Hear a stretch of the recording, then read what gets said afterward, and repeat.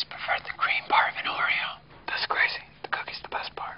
This was the TV ad Oreo aired during the Super Bowl. But this was the Oreo ad everybody talked about. An ad made for Twitter capitalizing on the Super Bowl blackout. Twitter uses this example to show how it's shaking up the ad business. 65% of people on Twitter are actually doing it on their phone in front of a TV. 33% are tweeting about what they're actually watching.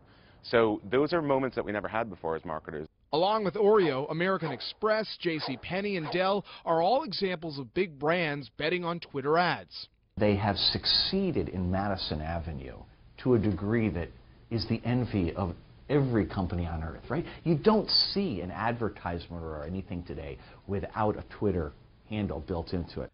When advertisers put money to work on Twitter, they often buy what are called promoted tweets, which pop up in your Twitter feed. If somebody retweets that promoted tweet or follows a brand on Twitter after seeing that tweet, Twitter gets paid. Experts say that payment could be 50 cents each time a Twitter user engages with a brand, but during bigger events like the Super Bowl, it could be a few bucks. Multiply that over and over again and you start to understand why Twitter is expected to generate at least $1 billion in sales in 2014, according to Bloomberg sources. But what's the brand's return on investment?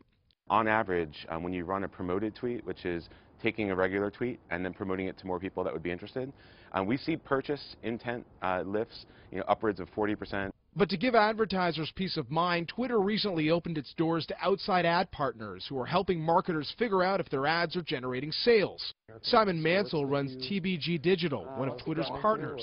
He also works with Facebook. He says for big brands, it's always come down to one question.